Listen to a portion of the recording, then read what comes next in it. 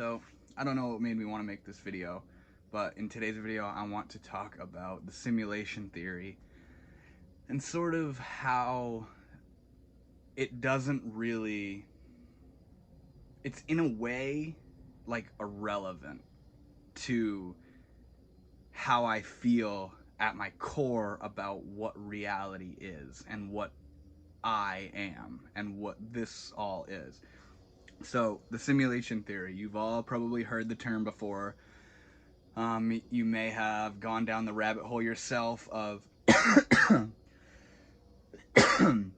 looking into the simulation theory and really seeing what it's about. And, you hear people say it like, this is all just a simulation, man. And oh my God, I saw a glitch in the Matrix and that kind of stuff. And I feel like, of course, there's going to be some people that really, with a serious intelligence and effort, look into what this theory is proposing, what this theory is implying, and really looking into it with a keen eye of, what if this is a simulation? What does that mean?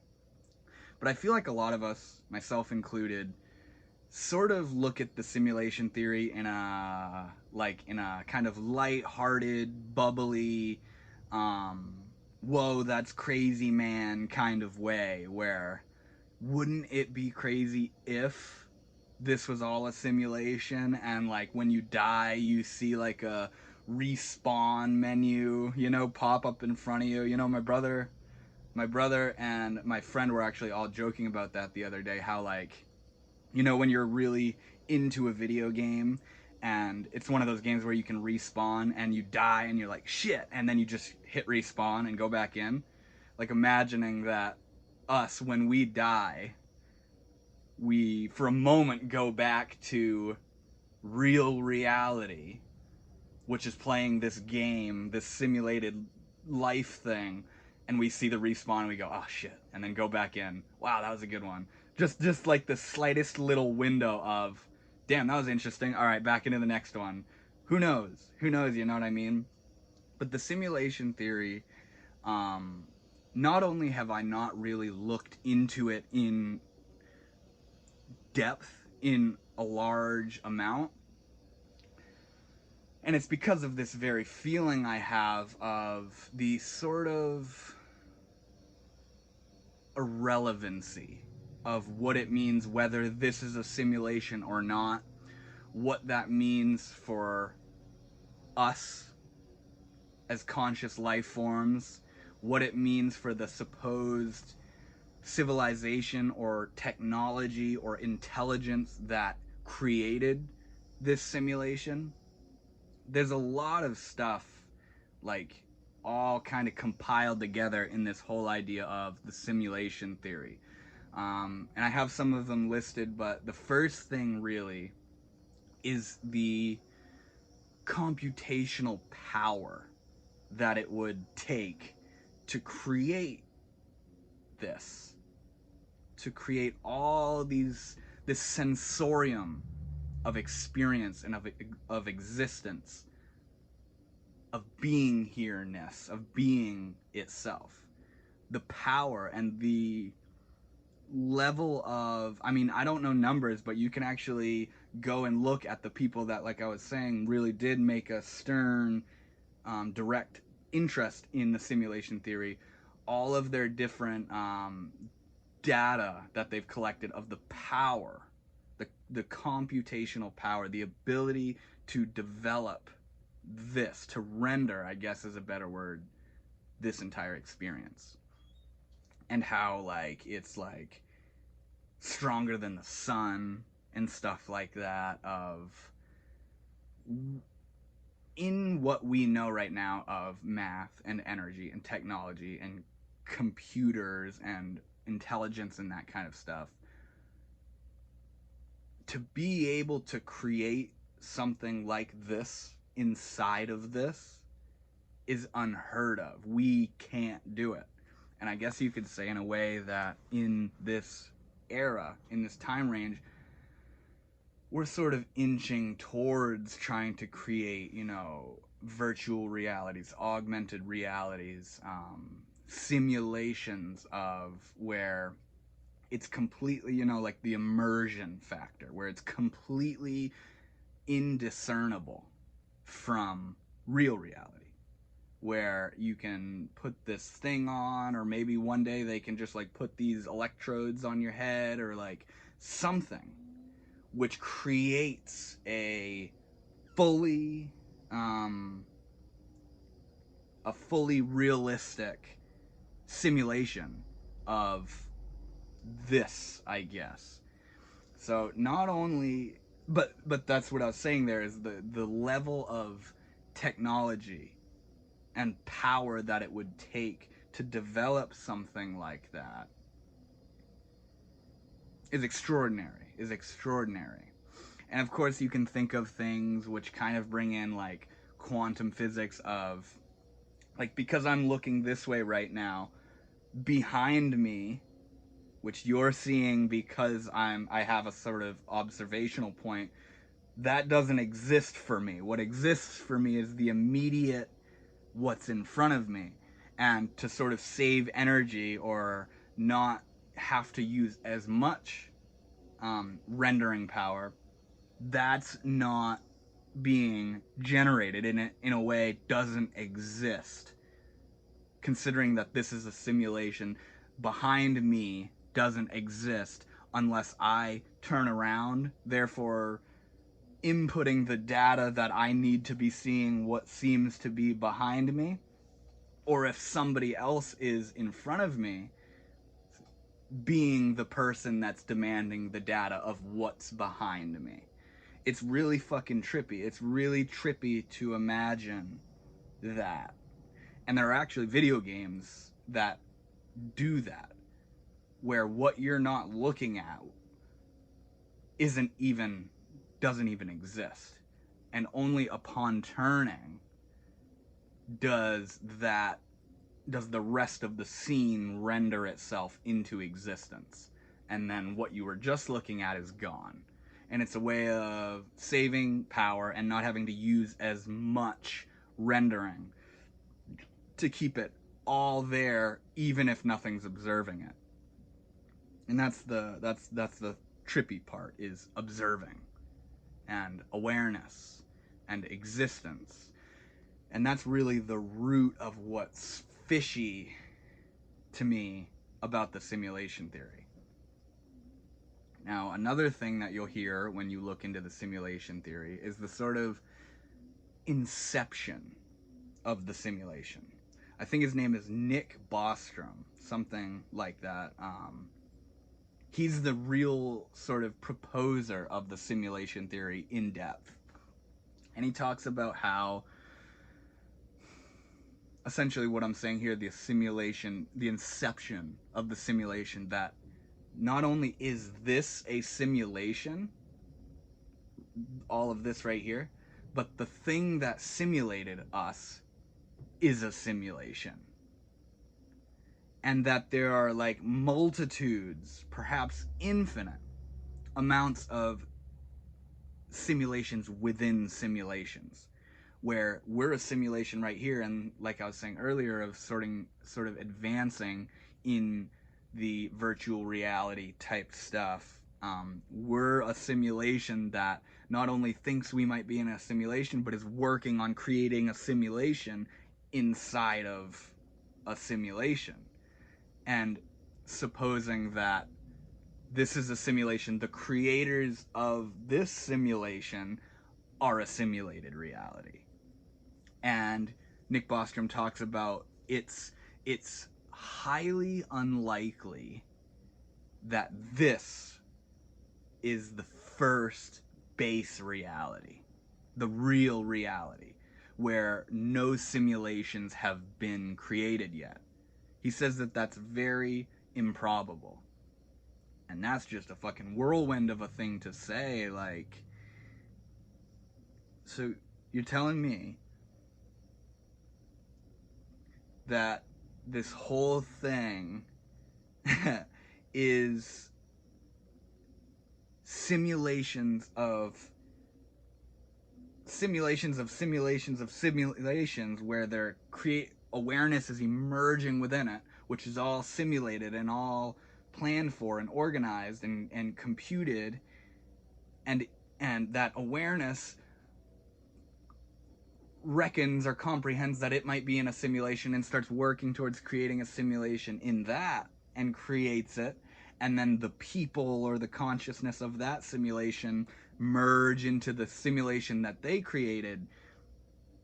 And it's like just this loophole where there was one base reality, one real civilization or intelligence that was like, let's make a simulation. Let's develop a simulation. Whether it took 100 years or 100,000 years, they were in the real reality and started working towards creating a simulation, and then sort of created this like snowball effect where they lost themselves into that simulation, or they're still or not even they lost themselves, but they're observing this one simulation they made, where within it the beings of those simulations realize the simulation idea and develop one of their own and develop one of their own and develop one of their own, and it literally is fractaling into itself.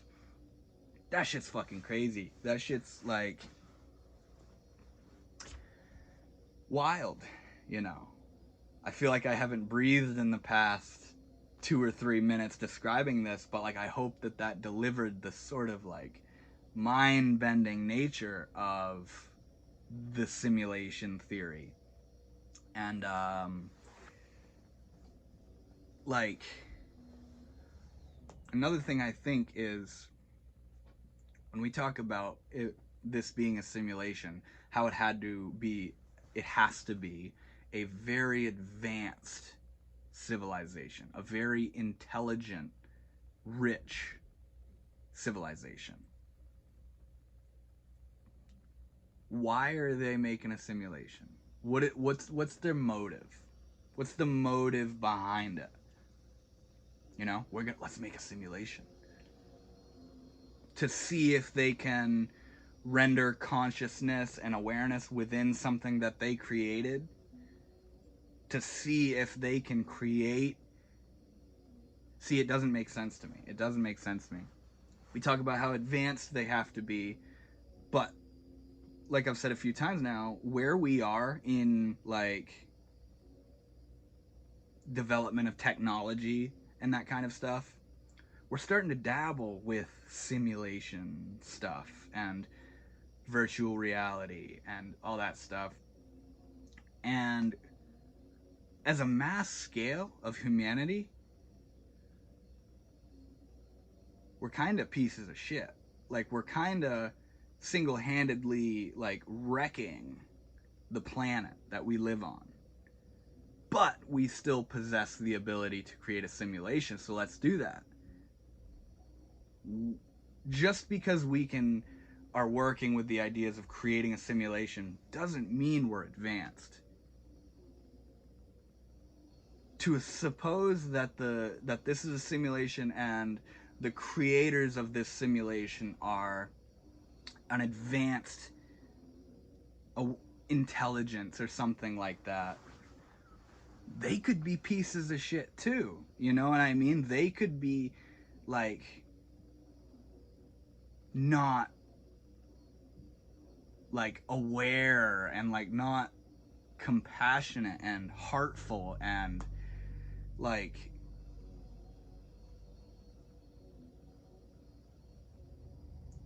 you don't have to be like advanced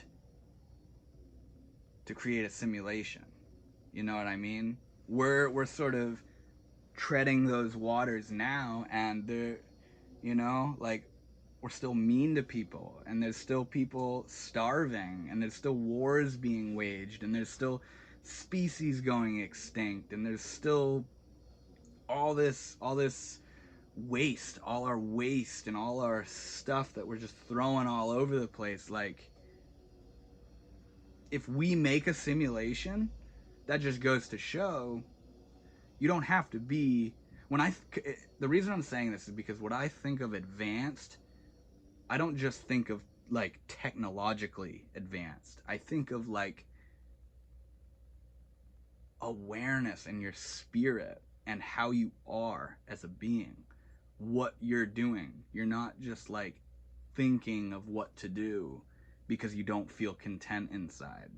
Advanced is like enlightenment, an awareness of the innate qualities of existence.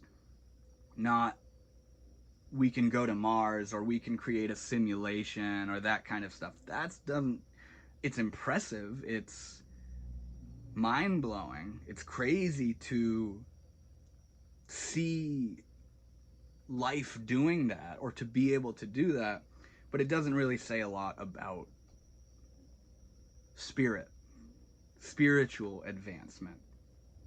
And what even is that? What is spiritual advancement? And that's really my main thing with the simulation theory, is that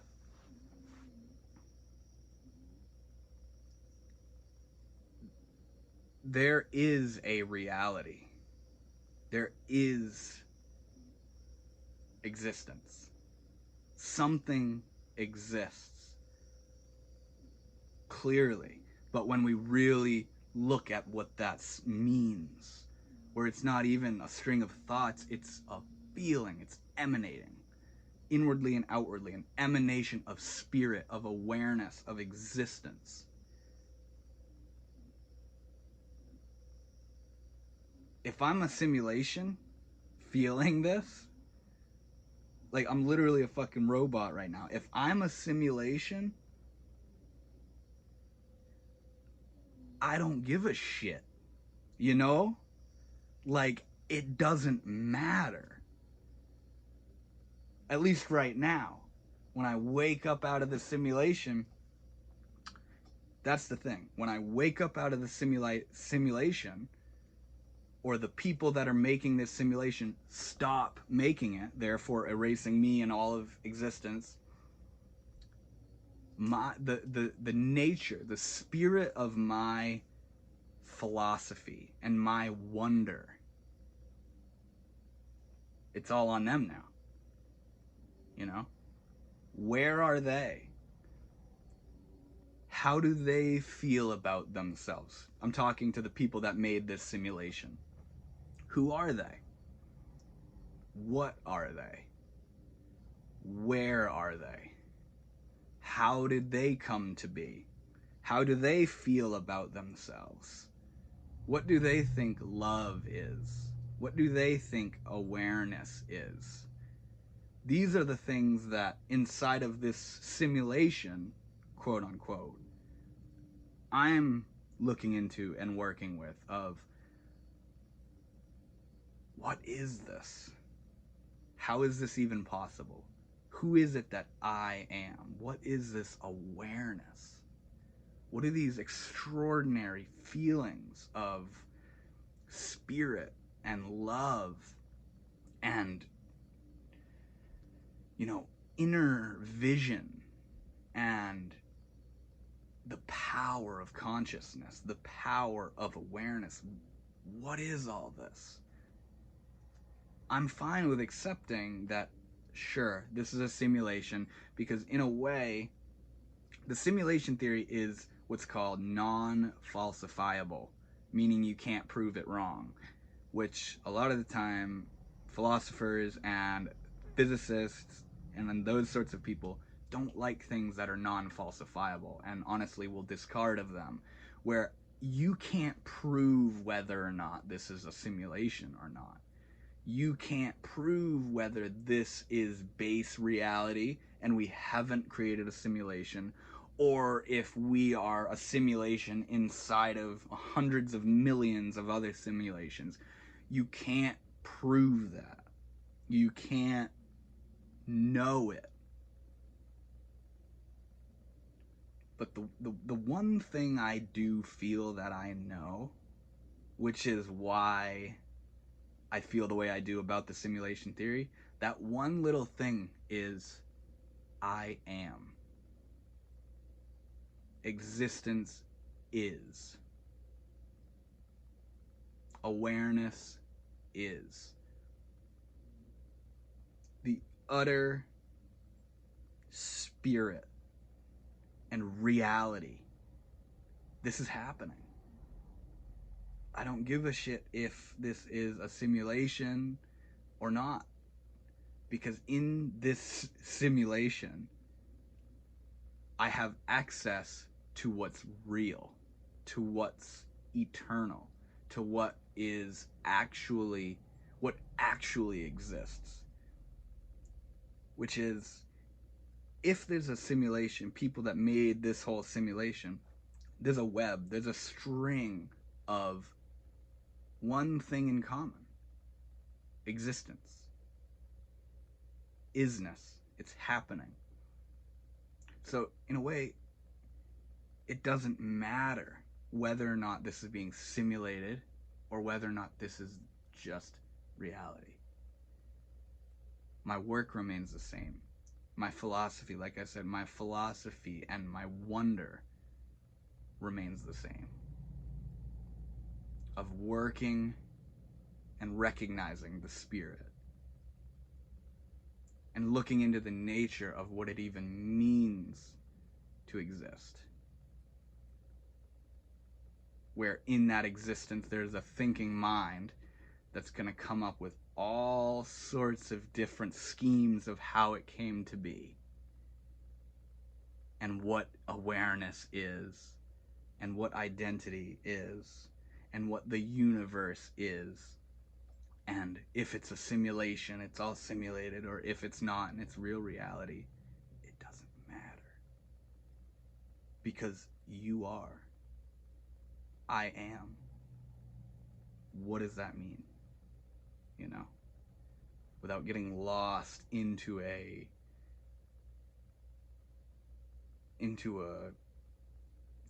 reflection of what it could be. Which is what the simulation theory is it's a supposition of what existence is. And I think, in a way, it falls short of recognizing that regardless of if this is a simulation or not, something is here. Something is here. I don't really know how else to put it. But in the utterance of I am, of isness, of awareness, it transcends what the simulation theory is trying to make of existence. Where it doesn't matter if I'm one or if the guys that made me are one. There's something in common. Existence, reality, awareness. I hope this is kind of making sense to you.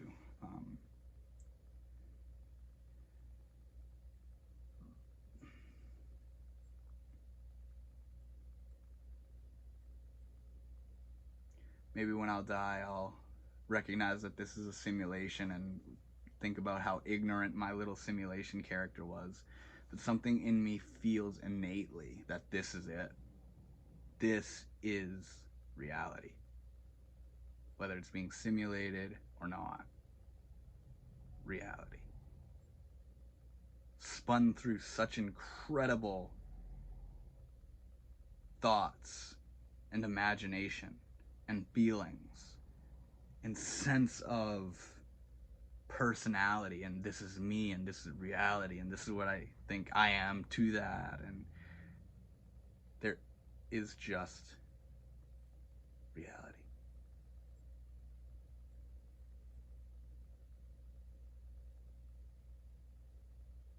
And for the real reality that created the first simulation, that set off that snowball of infinite simulations, they're experiencing reality. Through and through. Like I said, what are they? Why'd they make a simulation? Who do they think they are? Are they bodies of light? Are they fourth dimensional beings? Is the supercomputer that makes the simulation not even a material, but rather an energy? What is the real reality? What is the true first? This is it, okay. Even when you get back there, what is that? What is this? So it doesn't matter. I hope I've made that point clear, that it doesn't matter whether this is a simulation or not. The wonder that I feel in myself, I don't know about you guys, and what the, oh, it's simulated, oh no, it's not simulated, what that means to you. But to me, it doesn't matter. It doesn't matter. I am. And I'm going to work with that and look into that and live through the story of I amness and all the different fancy ways that I'm going to dance about through my rough 80 to 100 years of being a body, of being incarnated within this thing. Doesn't matter if it's a simulation. If I see a glitch in the matrix, I'll make of it what I make of it. If I wake up and there's a menu screen, I hope the guy that I wake up to that was just playing all this feels complete in himself, feels whole, is aware. Because that's what me, a simulation, is working on. I think this is naked reality. I think this is raw reality.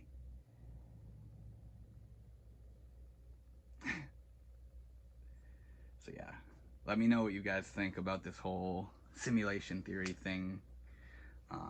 Whether it's something you've looked into and feel utilize or work with in an applicable way, or it's something you look at as, oh, that's just what this crazy woke, new age spiritualist thing, oh, it's all a simulation. Let me know what you think. Like I said, I don't know where the drive to make a video about this came from, but I was just like chilling, and I was like, simulation theory doesn't matter to me.